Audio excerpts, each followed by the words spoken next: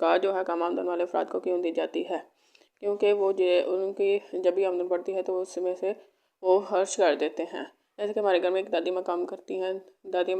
اس مہینے میں انہیں جو ہے فطرانہ وغیرہ مل کے اور باقی پیسے مل کے تھوڑا زیادہ کام تھوڑے بہت زیادہ کام تھے تو ڈبل پیسے ہو گئے تھے پچھلے باقی مہینوں کے مقابلے میں، لیکن وہ ڈبل پیسے بھی تھے جو وہ بھی ان کے خرچ ہو گئے تھے، ان کی پوتریاں وغیرہ ہیں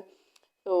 وہ بھی خرچ ہو گئے تھے، یعنی کہ ان کے پہلے ہی جو غریب آدمی ہوتا ہے ان کی پہلے ہی ضروریات ہی پوری نہیں ہو رہی ہوتی، ان کے جو بھی آمدن میں اضافہ ہوتا ہے وہ اسے خرچ کر دیتا ہے، اور خرچ جو ہوتا ہے یہ ہے گروتھ کا ایک عنصر، یعنی کہ اس میں اضافہ جو ہے گروتھ کا باعث بنتا ہے۔ اسی طرح سے زکوٰۃ سے جب کم آمدن والے افراد کو مدد ملے گی، ان کی آمدن میں اضافہ ہوگا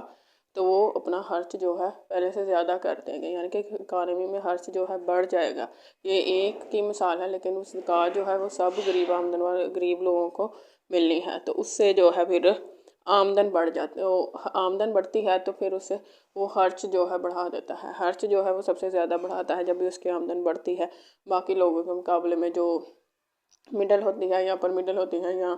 ہائی کلاس ہوتی ہے ان کے مقابلے میں جب بھی ان کی آمدن بڑھتی ہے تو یہ سب سے زیادہ جو ہے اپنے وہ بڑی ہوئی آمدن کا زیادہ حصہ جو ہے خرچ کرتے ہیں، اپنی ضروریات پر خرچ کرتے ہیں، اور جب خرچ بڑھتا ہے یعنی کہ اب جیسے دادی اماں نے یہ جو ہے ڈبل پیسے جو ہے لگائے ہیں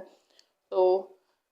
پہلے سے زیادہ یعنی کہ دکانداروں کے سیل ہو گئی ہے، ٹھیک ہے۔ اب یہ ایک گھرانے کی مثال ہے، لیکن زکوٰۃ جو ہے سارے غریب آمدن والے گھرانوں کو ملنی ہے جن کی بھی ضروریات پوری نہیں ہوتی ہیں، جو بمشکل اپنی ضروریات پوری کرتے ہیں، تو اس سے پھر ایک جو ہے معاشی اثر پڑ جاتا ہے، یعنی کہ خرچ میں اضافہ ہو جاتا ہے، اور خرچ میں اضافے کا مطلب ہے گروتھ میں اضافہ۔